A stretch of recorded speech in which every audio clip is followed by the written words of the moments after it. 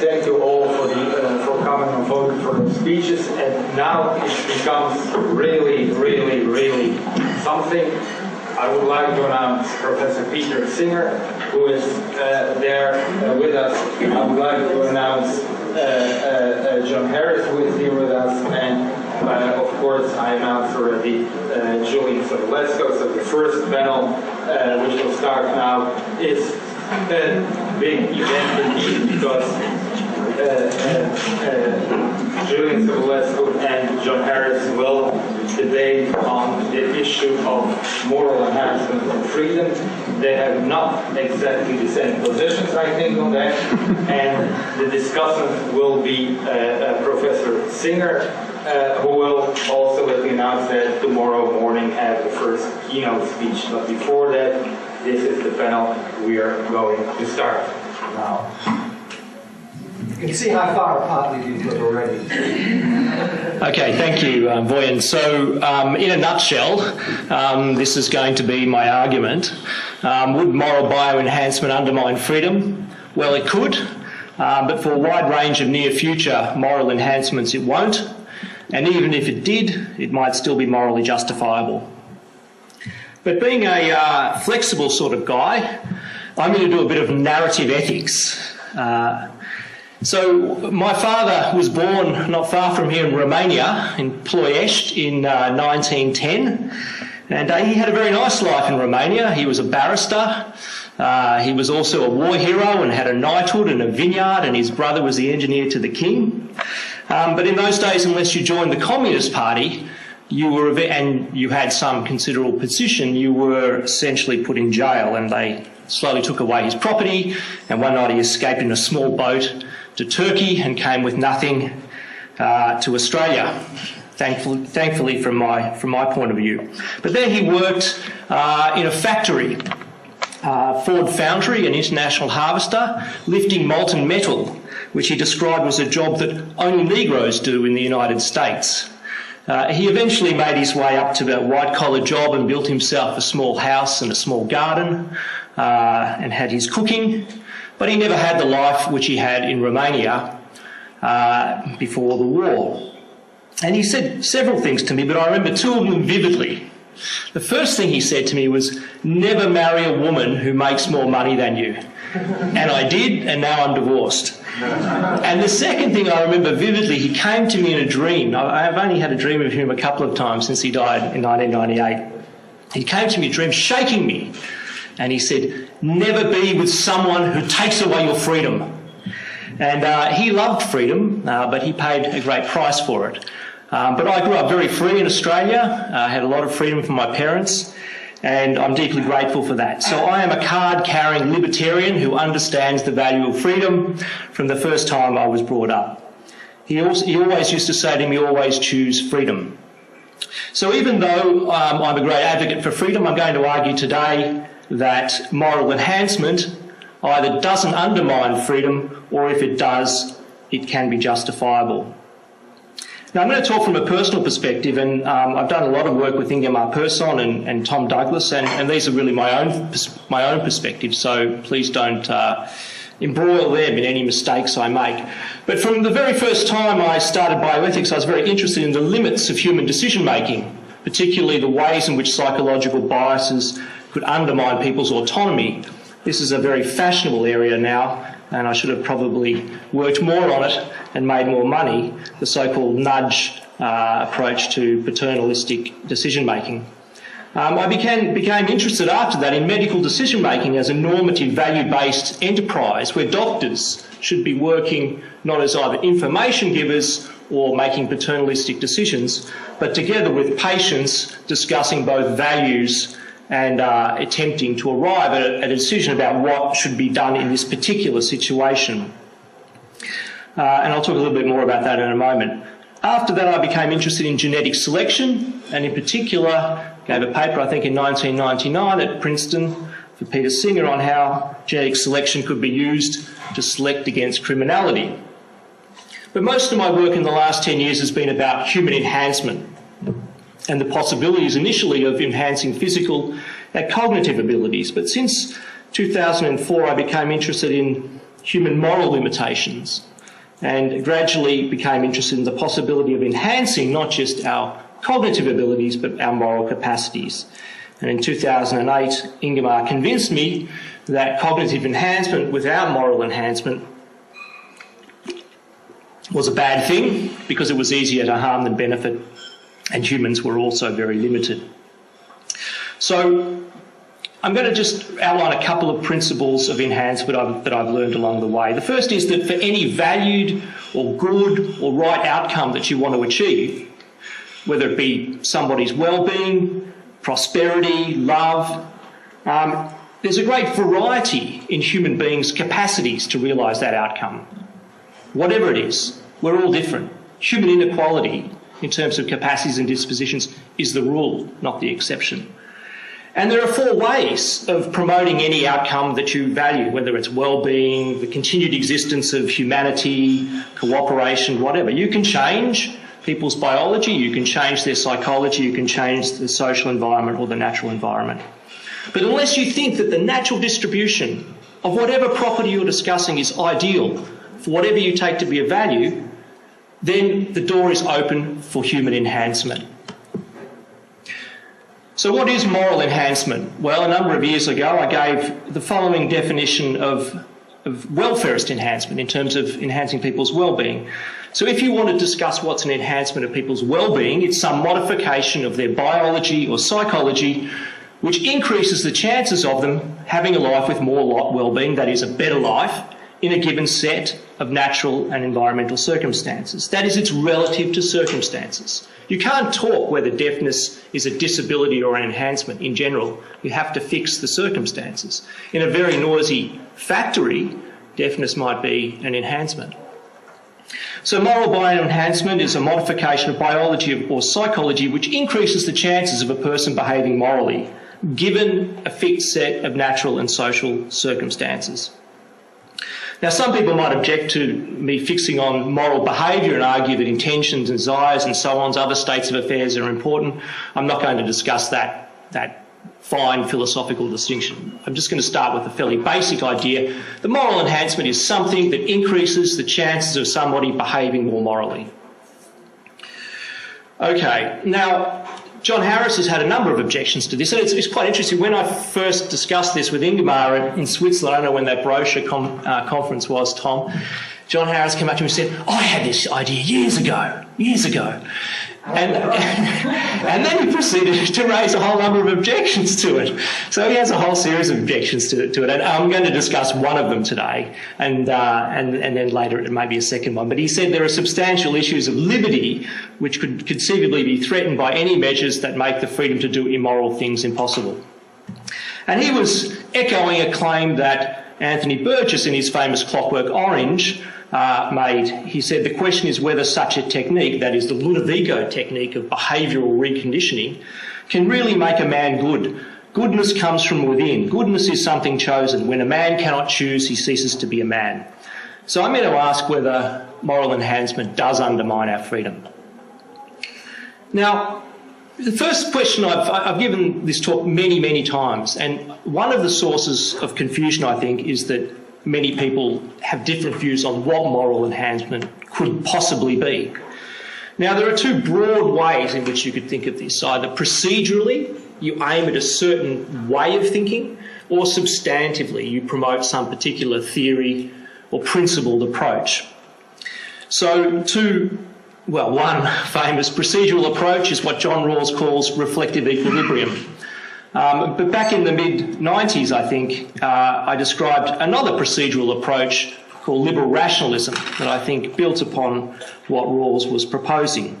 And then, of course, there are substantive theories. Peter might think that moral enhancement is bringing about utilitarian outcomes, so enabling people to act in more utilitarian ways. And I'll discuss a couple of other substantive theories. Now, in our book, Ingemar and I didn't pick upon a specific either theory or procedural approach. We simply picked out the continued existence of the human race as being a morally relevant outcome. And we tried to show that human psychology, being what it is too limited to achieve that hence the need for enhancement. And we discussed the possibility of bioenhancement, not because we thought it to be the most promising form of human enhancement, but because it was the most under-discussed. Now, on a procedural approach, you might think that moral enhancement is getting to the right moral decisions and acting on them. It's a pretty basic idea, and probably the most promising given that we don't agree on any moral theory. And as I said, I spent quite a lot of time thinking about this in the medical context, and I was very impressed by John Rawls's idea of rational deliberation. He described the parties to reflective equilibrium as being competent judges, and here's how he characterised people he thought should be engaging in reflective equilibrium to get to the right decisions about what we ought to do. He said they had to be knowledgeable about the facts and also reasonable, willing to use logic, being disposed to find reasons, having an open mind, making a conscientious effort to overcome intellectual, emotional and moral prejudices, and having sympathetic knowledge. Now, all of those things, all of those properties are things people differ in the degree to which they possess. It would be crazy to believe that everyone is equally open-minded. So even if you have this minimalist Rawlsian view of rational deliberation, the door is open for enhancing these various properties. Now, sympathetic knowledge is something I think which is very interesting. It was essentially empathy. What he described it as imaginative appreciation, and he said it's required that competent judges have this capacity and the desire to lay before himself in imagination all the interests in conflict together with the relevant facts of the case and bestow upon the appraisal of each the same care which he would give to it if the interests were his own. This is a little bit like Hare's universalisability and the golden rule. So even if that minimal requirement is necessary for moral deliberation, people differ in their ability to do that task and their capacity. So that opens the door to enhancing that property. Peter Singer actually had an idea similar to Rawls, although in more skeletal form, in a paper, I'm not sure if it was in the 70s or the 80s, on ethical experts. Here are his 5 criteria for an ethical expert. They need to be trained in reason and argument, ability to reason well and logically. They need to understand ethics and the nature of moral concepts. They need to understand major ethical theories. They have to have information. They have to have time to think. A little bit similar to Rawls. Pass over. I think that you need certain conceptual apparatus to engage in ethical deliberation, but we don't need to go into the details. Important for this procedural version of moral enhancement is not only should you arrive at the correct moral decisions, but you should act on those. So there's an important motivational requirement, because people can clearly have a belief about what they ought to do without doing it. Otherwise, weakness of will wouldn't exist. So things like poor impulse control and the willingness to make the sacrifices that morality requires are things that differ from individual to individual and could be enhanced. That would be a moral enhancement on this procedural kind of approach. Any account of moral virtues opens the door to moral enhancement. So here's a whole list of possible moral virtues. It doesn't matter what's really on the list. Aristotle has his list, other people have different lists. These are all the requirements that are necessary to make good moral decisions. Now, obviously, people differ in the degree to which they're willing to cooperate, the degree to which they're empathetic, the degree to which they're self-sacrificial. It's a whole list of negative dispositions or vices. Now, on substantive theories like utilitarianism, there's a specific way of deciding what a moral outcome is. And I'm going to pick one that is so minimal, it just characterises the very core of morality. I call it minimal morality. Minimal morality would be not harming other people unjustly. So one way of enhancing people morally would be to reduce unjust violence and aggression. And I'll talk a little bit more about how we could do that biologically, and I think Tom Douglas will talk in greater detail about that. And a second part of a minimal morality, which Peter has always used when trying to persuade people, is the idea of a duty of easy rescue. A small child is drowning in a pond, all you have to do is get your feet wet to save the child's life. If morality required, he said, anything requires you to get your feet wet and save the child's life. Now, it's part of the definition of morality that is different from self-interest.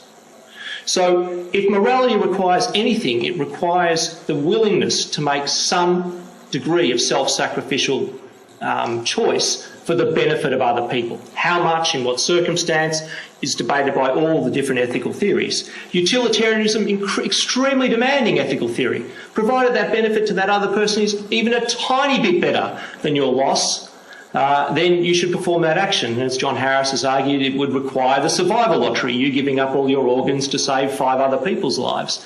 Very few people, if any, are ever utilitarians. But morality itself requires some degree of sacrifice when the benefit to somebody else is extremely large. So that's not controversial. Now, the degree to which we're prepared to be altruistic varies from individual to individual. In fact, it's partly genetic. There's a German scientist identified a gene called the COMT gene. And if you have the Val variant of that, you're 4 times as altruistic as somebody with the MET variant. So people's disposition towards altruism varies from individual to individual. A moral enhancement might be increasing their altruism. Okay, so my own particular theory is Libertarian Consequentialism, but it doesn't really matter what my theory is because that's not the point. We're not here to settle what the correct theory is.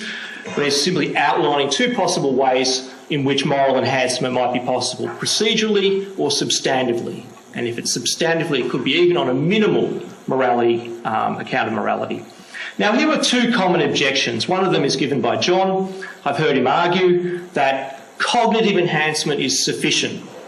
Now, Ingemar and I argued in 2008 that such was our already enormous cognitive enhancement, we have the capacity to destroy the world. Around the middle of last century, human beings could destroy the world with nuclear weapons. And we said at that point, humans acquired the ability to wreak ultimate harm, that is, destroy humanity. That power has exponentially increased since the middle of last century, such that many people will soon have the capacity to destroy all of humanity with biological weapons. It will be very much easier to construct biological weapons like smallpox than it will be to construct nuclear weapons. So, on neither the procedural or substantive account of morality is cognitive enhancement alone sufficient. Rawls said you had to have this element of sympathetic imagination. And both of them require a motivational component. Now, there's a study that shows that more intelligent psychopaths, unsurprisingly, cause more serious and violent crime. So cognitive enhancement alone is not sufficient for moral enhancement. It may be necessary because in order to effectively choose and deliberate and choose the right course of action that will have the best consequences or understand the facts and reason logically may require a certain level of cognition, but that alone is insufficient. The second argument that I often hear is, well, this will make us vulnerable to exploitation. If people are too altruistic or too empathetic, they'll be exploited by the unmorally enhanced. The morally evil unenhanced. Indeed, Paul Bloom recently wrote an article in the New Yorker, The Case Against Empathy. He argues that empathy is vastly overrated. It's parochial, narrow-minded and innumerate. The idea here is that people will give a lot to a single starving or suffering child and are prepared to let thousands of people, when unseen, die the so-called statistical lives. It increases retribution, it's indiscriminate, etc. Now, first of all, if you thought that, then perhaps we should make people less empathetic. If you thought that it would be better if people had less empathy, then moral enhancement would involve not increasing empathy, but reducing it. But I think the correct answer that I'll go on to give is that empathy is not, again, sufficient for moral enhancement. Moral enhancement, on whether you take a procedural or a substantive approach, is going to be a complex set of dispositions that isn't just intelligence, isn't just empathy, isn't just altruism. It will require a large, exactly what goes into that formula is, of course, what we should decide. But it's not overwhelming to pick out one criteria and say, oh, look, this won't have good moral effects. So what? The other feature of moral enhancement is that it's context specific. As I said, it's relative to a society and a particular set of circumstances. So again, it's unsurprising that one single trait like empathy isn't morally enhancing in all particular circumstances. Okay, so here are some possible examples of moral enhancers. So oxytocin, it's released in some forms of oral contraception taken by over 1 million people around the world, and it's released by glucocorticoids used in the treatment of asthma. In cooperation games, it increases trust and makes people more willing to invest in games based on their partner's trustworthiness. It has pro-social effects within groups, but it may make people less tolerant for out-group members, more willing to harm out-group members. So is it a moral enhancer? No. It doesn't have a straightforwardly beneficial effect in all circumstances. But again, that's not surprising that something is not enhancing in all particular circumstances. It could still be a moral enhancer in certain circumstances. For example, some psychologists use oxytocin nasal spray to open up couples who have very dysfunctional communication styles in order to help them to communicate more to resolve their relationship difficulties.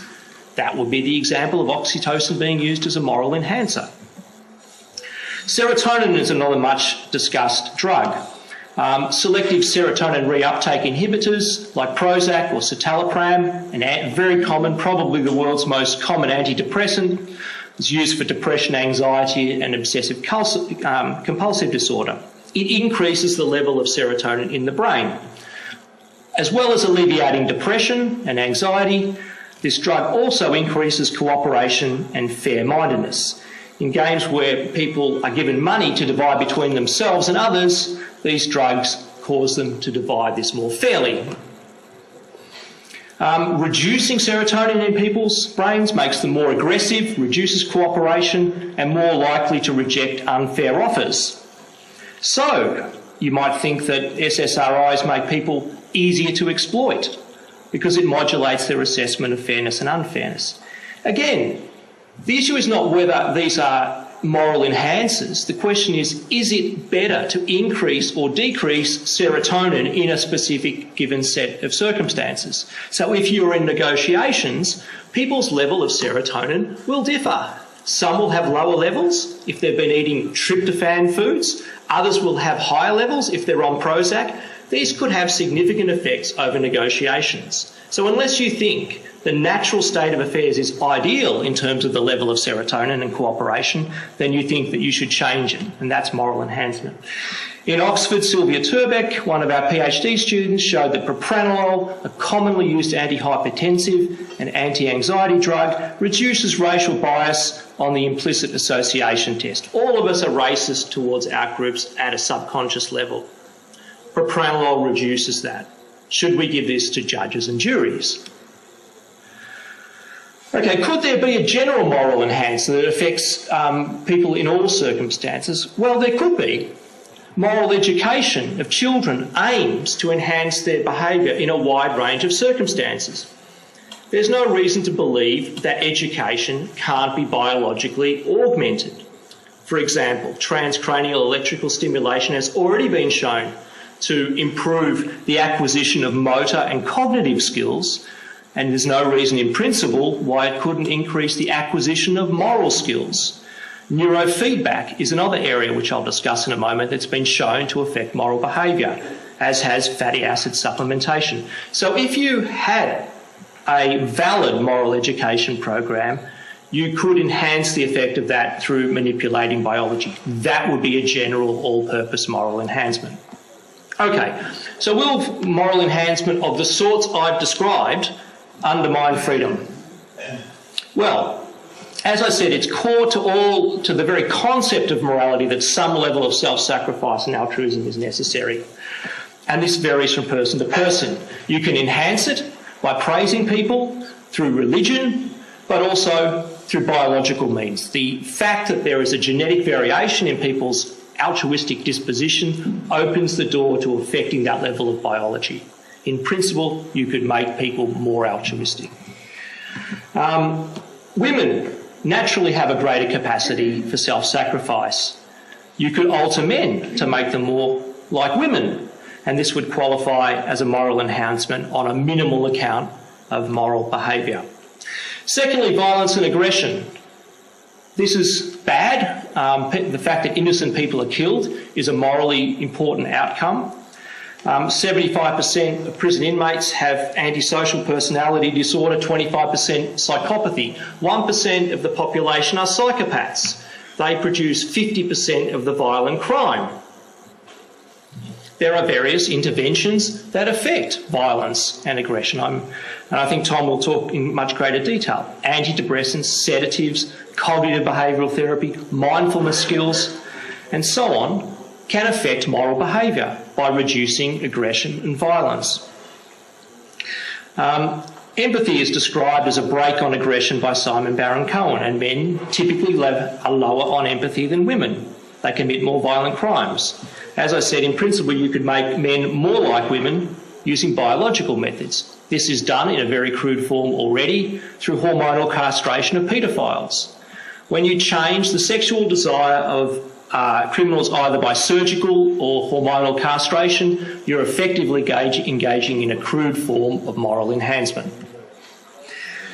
Nutritional supplementation has been shown to reduce violence. Omega-3 fatty acid diets together with micronutrients in both children and adults. And as I mentioned, neurofeedback has had promising results in reducing, increasing impulse control and reducing violent crime.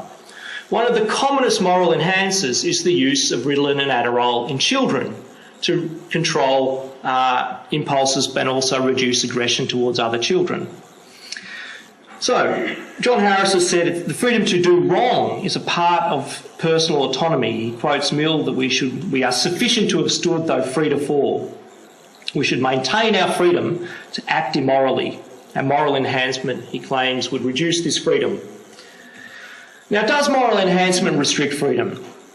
Well, take an example of a group of people who are already morally enhanced. Women are more empathetic, more prepared to engage in self-sacrifice.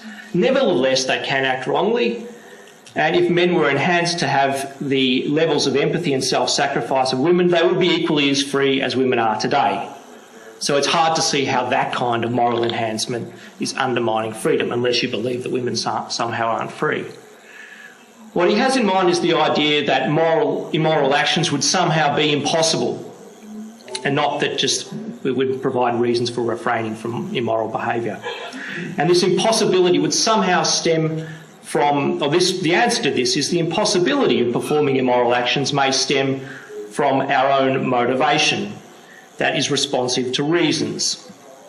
Now here are two examples. John walks past a beggar in the street each day. Usually he looks away. Al suggests an empathy-enhancing strategy, a pill. He then sees the beggar, notices and reflects on the beggar's suffering for the first time and provides a meal to the beggar. This is hardly an unfree action. It's what we would call a virtuous action. Tom Douglas gave me this example. James is a judge in a multi-ethnic area. He's had a racist upbringing and is aware of his bias in moral and legal thinking. He takes propranolol to reduce his racial bias. This, in fact, increases his freedom if we distinguish between his authentic self and his brute self. And in fact, many people are on propranolol now. What John has in mind, and many objectors to moral enhancement, is the kind of Ludovico technique that makes immoral behaviour impossible. Now, there's no doubt that psychosurgery of the 1950s and 60s and the behavioural therapy that's described in A Clockwork Orange were very offensive, crude attempts to control human behaviour, making immoral action impossible. But all such interventions need not be so reprehensible. Here's a hypothetical example of the sort of thing that I think that John has in mind.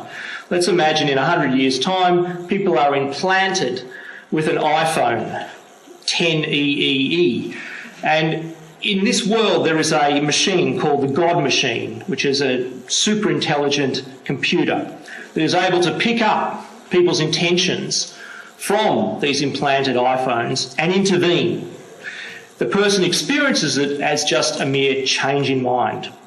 So this moral therapy has been set up to prevent people engaging in serious moral crimes like murder or rape. The God machine picks up an intention to murder and immediately changes it, and the person just thinks they changed their mind. So this kind of machine wouldn't be compromising autonomy if people chose to undergo it. So, for example, if people voluntarily connected themselves to the God machine to prevent themselves murdering or raping other people, this would be like the paedophile who chooses the hormonal castration. This would be an example of a Ulysses-style pre-commitment contract to enhance autonomy. But what about if we use this in children? If we implanted these chips into children and people had these implanted without their choice? This might not affect autonomy if our moral education was perfect. So, for example, if people never chose to murder another person, then it would restrict freedom but not autonomy. But it might restrict freedom and autonomy if moral education was imperfect. So in these cases, there are people who are evil, psychopaths still exist, but their intentions are changed just at the last moment. Okay, this would undermine freedom and it would undermine autonomy. But is it wrong? We restrain the freedom of criminals when they kill others by incarcerating them sometimes for the whole of their lives. This is an extraordinary restriction of their freedom. The restraint by removal of motivation would be preferable as the criminal suffers less and, of course, other people aren't the victims of that crime. So given that we already restrict freedom, it seems to me that this kind of restriction of freedom is preferable. So the involuntary use of this kind of moral therapy and the God machine would constrain freedom. It would remove the freedom to fall. But freedom is only one value. The God machine would remove serious crime, it would benefit potential victims, and would also benefit potential criminals. So concern for well-being and respect for basic rights outweighs the value of autonomy and freedom in this circumstance. So the conclusion: moral enhancement may already occur in certain specific contexts through, for example, the oral contraceptive, the use of selective serotonin reuptake inhibitors, but there's no strategic program to develop it. Moral enhancement need not restrict freedom, and even where it does restrict freedom, it might be justifiable. So where the use of moral therapy is voluntary, it promotes freedom, but where it's involuntary, it may not compromise autonomy but limit freedom.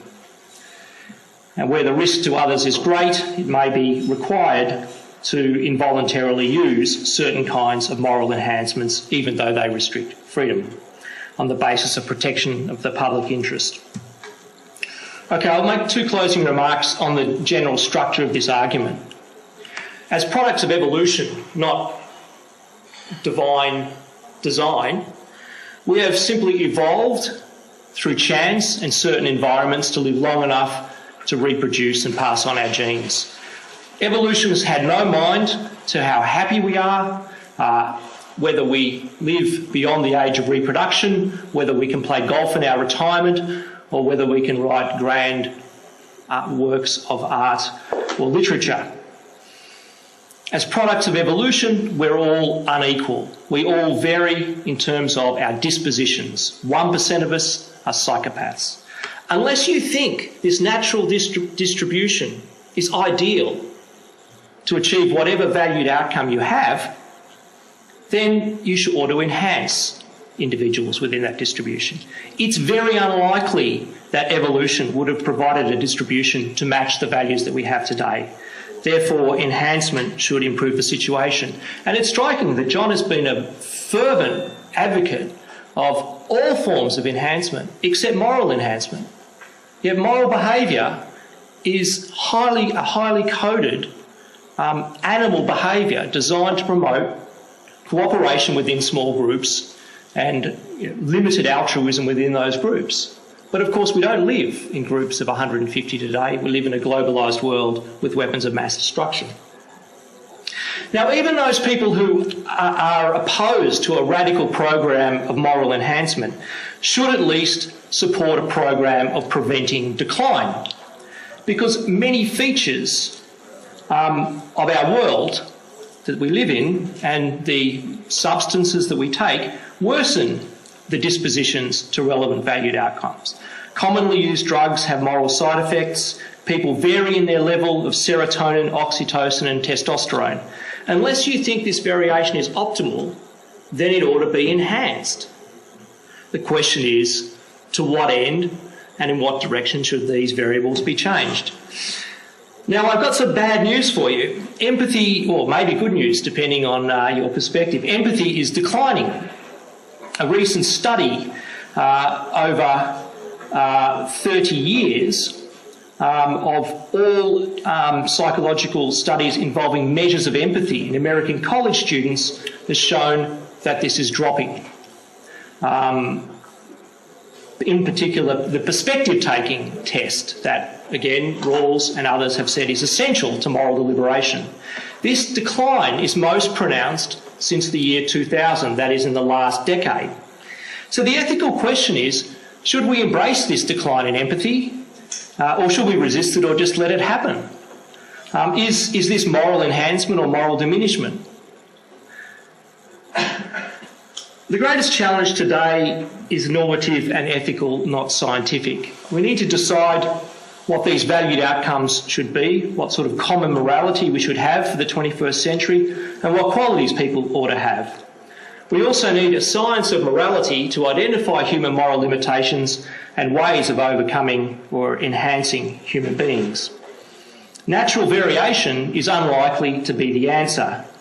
The project is only beginning, but as I said, the future of humanity may well depend on the outcome of the project of understanding ourselves as moral animals and the ways in which we can be enhanced.